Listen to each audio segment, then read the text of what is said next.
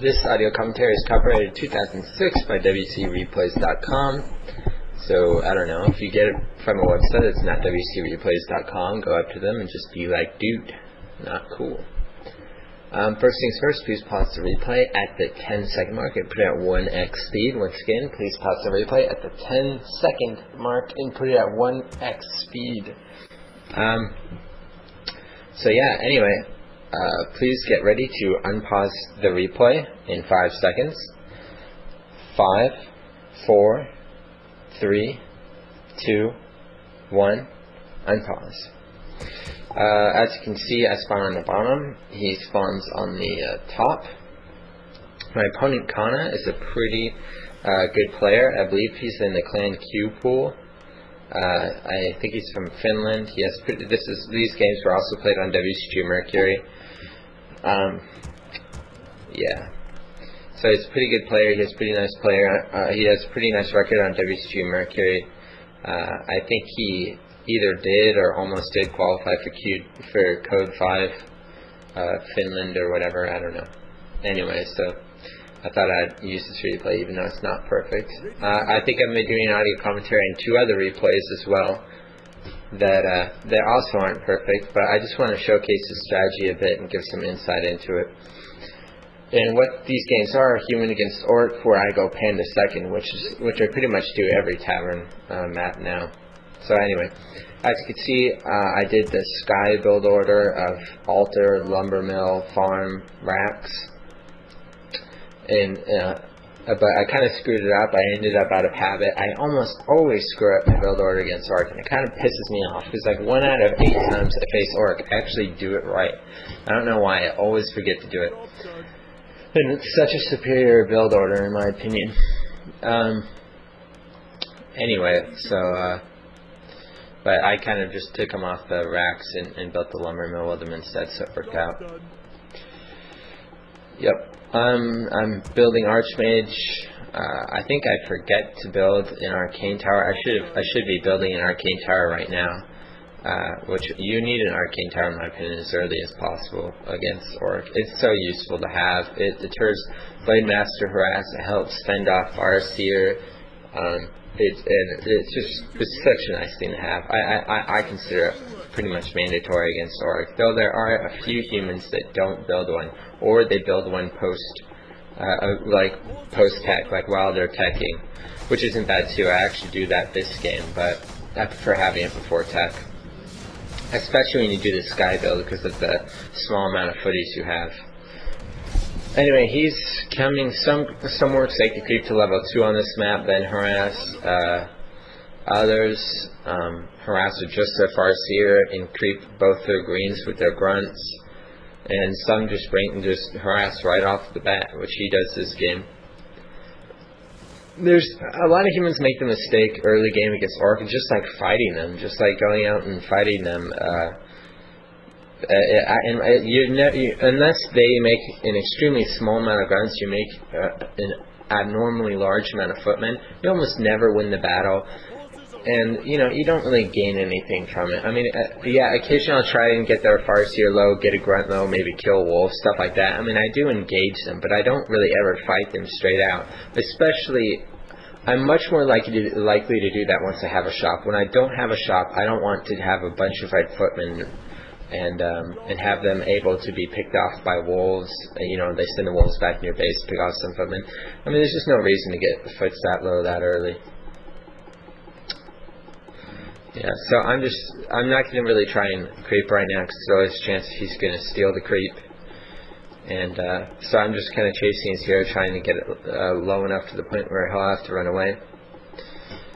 I see those wolves coming, so I immediately call the arms actually I called the arms 2 militia, 2-3 militia, and I sent 2 peasants to my Arcane Tower because I thought he might target that with his Farseer and wolves, so I was ready to repair that. I don't know why they're just idling there. Once again, I make some mistakes some of these games, and I mean, I don't really care though. I'm not going to wait until I play a perfect game to do an audio commentary. I do make mistakes almost every game, so it's not something I have to be in the closet about. As you can see, I talked last time about choosing where your peasants harvest lumber. I've kind of got them in such a way. I've tried to make my placement here so that I could build a shop and 2 sanctums behind my hall. I've got my shop on my left side by my entrance, which is always a nice place to have it. And I'm trying to chop down lumber in the top right to so that I can fit 2 sanctums back there. I'm not sure if it works out this game or not. I don't really remember, but I tried for it. So I'm just trying to get level 2 right now. Anytime, I mean, of course it's very nice to be able to get level 3 before tier 2 against an orc, but I don't stress it that much. I'm happy if I can get level 2. I have plenty of lumber, well, not as much as I would like, because I lost a peasant and had to call to arms a couple of times. But I'm speed building both my saints. It's not that expensive to speed build. I've got the lumber to do it, and it increases the amount of casters I have in a shorter amount of time. No, I guess I wasn't able to fit 2 sanctums behind my hall. I should have chopped down that tree, that top tree that my peasant's chopping down right now. Really, one thing I think should be stressed, human against orc, is that, especially early game, never stray too far from your base.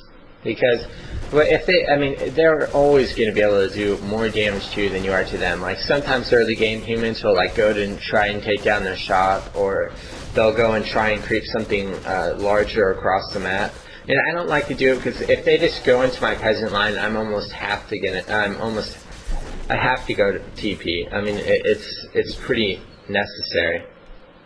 I was going to try and go for a surround on that grunt there because I saw it was lagging behind the rest of my foots, but I didn't get it, no worries. So now I'm going to have to rebuild that sanctum. I'm not really thinking about pushing this game because obviously I only have 1 sanctum, and Panda isn't nearly as good of a pushing hero as Beastmaster, and that's one of the main cons about doing Panda.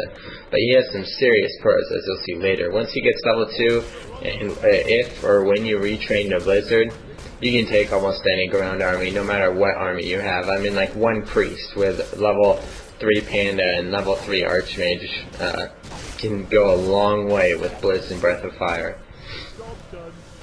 He's still harassing once again. He cancels my sanctum. When an orc does this much damage, and he's a good player, you can imagine he's going to try and capitalize on it some way.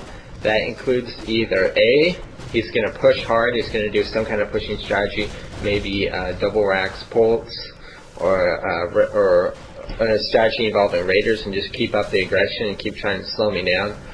Because he must know that I don't have room for a sanctum, for another sanctum in the back of my base. So anytime he destroys one out front, he knows I'm not rebuilding it until he sees it out front again. So either he's going to do some kind of large push strategy, or he's going to maybe try and get an expansion, which he does try and do here. So I'm kind of aware of that. I'm thinking, okay, I need to go figure out what he's doing. So I send a footman to go check his expo outside his base, and then go to his main. I see him creeping this. So I go over here to destroy his expansion, which I do pretty easily. Orc expansions are very easy to destroy. They take a long time to go up, and they can't repair them or anything while they're being built. And they can't build them before they clear the expansion, like Nanos or anything like that.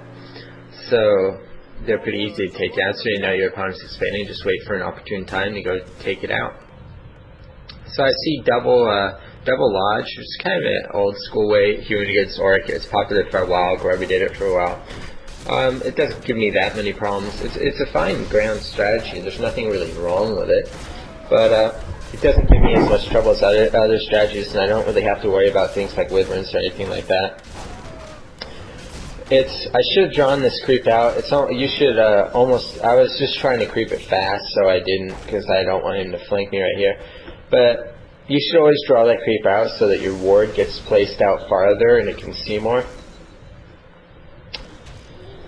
And once I get my panda, every time I see him, I just spam Breath of Fires on them. Because every time you get a grunt low enough to the point where it's going to have to be healed, that's minus 33 gold for them. I mean, it solves 100 gold and it has 3 charges. So 100 divided by 3, 33.33 into infinity. I don't know.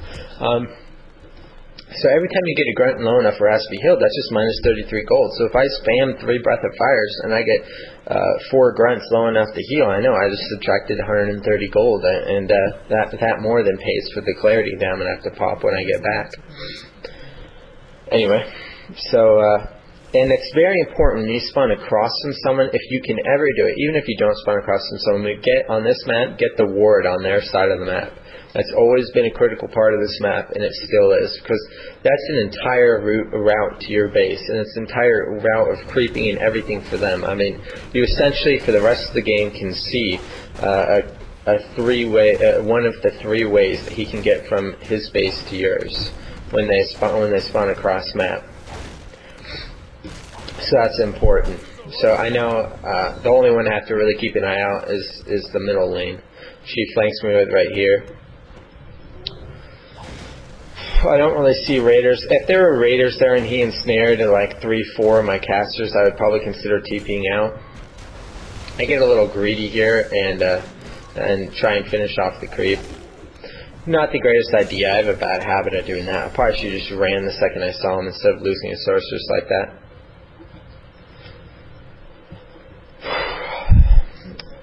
My ideal caster army, I think a lot of time humans make too many or too few casters in this matchup.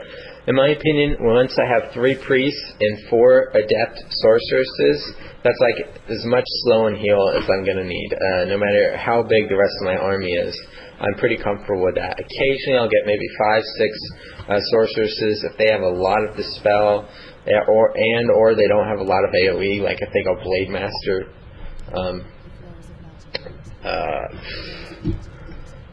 Shadow Hunter. Slightly less common, but the nice thing about that is that you don't really have to worry about AoE on your casters, i.e. level 2 shockwave, stuff like that. So my breakers kind of got this expansion there. I back up. I try and use this small little choke area of the merchant to my advantage because he probably can't fit all of his melee units in it. I try and keep my water elementals out front and tank, but he dispels them. As you see, I believe I buy a Book of Retrain here. Once I get level 3 on my Archmage, when I have Panda, I like getting Blizz because you're going to be able to see what kind of damage that does. I'm just waiting for the cache, I believe. Yep, I finally got it. Or no, oh yeah. And so there you go, Blizz Breath of Fire, man. It rocks against ground armies. And once again, I brought my militia with me. Anytime you're near your base, or sometimes even across map, militia is always a help, especially against Orc, because you have these vulnerable casters in back, and you want to limit their access to them as much as possible. So you're trying to, you have to use them as a meat shield. I mean, even when their militia form runs out, you use them to kind of guard the rest of your army. I build a small guard tower here just to assist me in case he comes. I know it's going to help to take this expansion down, and it's going to act as a small sentry for me for the rest of the game. As you can see, where I moved my peasants here, although they really all have low life, I should probably just send them back now. But I kind of moved them to the side of my army in case he comes that way, so that they act at least as a small temporary meat shield for my casters. That's really the best way to use your militia. I have plenty of wood right now, so even though I only have 5 peasants, I'm not even considering remaking them. It's not a bad idea whenever you have a lot of wood, just to send some of your lumber peasants to mine, a nearby mine. I probably should have sent them into the gold mine right there. It's hard to really remember, but especially against Orc. If you do the sky build, you end up with a lot of lumber, and if you don't do a big tower push, you usually don't end up using it. So just go ahead and send them to a nearby mine and let them mine, or at least use them a lot for battle purposes. As you can see, the Orc has gotten some Kodos. This is pretty good against breakers, since breakers and casters don't really do crap to Kodos. And they have a lot of life, and hey, they just eat breakers. So it's something you'll see a lot. And Like once again, I said once I get 4 adept sorceresses, 3 priests, I just start making the crap out of breakers. Unless they go something I absolutely have to counter otherwise. Like if they go waver.